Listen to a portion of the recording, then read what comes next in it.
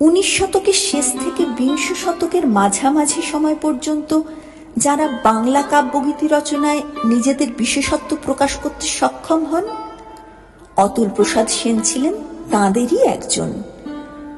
অতুল প্রসাদ ছিলেন বিলেত ফেরত নামী ব্যারিস্টার, কিন্তু অন্তরে প্রবহমান ছিল এক আশ্চর্য এবং দুর্লভ সঙ্গীত প্রতিভার ফল্গুধারা।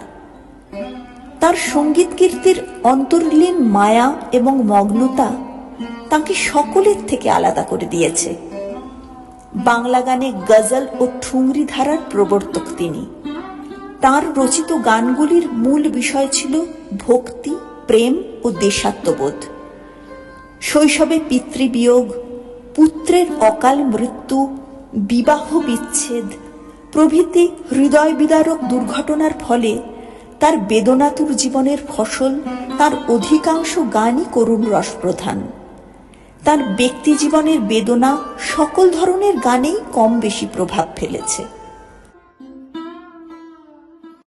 কেন মোর গানের ঢেলায় এলে না প্রভাত বেলায়, হলে না সুখের সাথী জীবনের প্রথম দোলায়।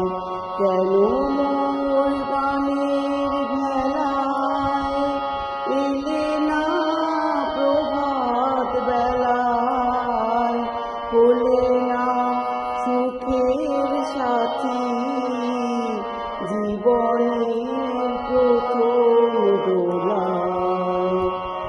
বুঝি মোর করুণ গানে ব্যথা তার বাঁচল প্রাণে, বুঝি মোর করুণ গানে ব্যথা তার বাঁচল প্রাণে। এলে কি দুকুল হতে কুল মেলাতে অকুলে, সহসা কেলে গো এ তোরি বাইবে বলে ভাসিয়েছিলাম নয়ন জলে। একা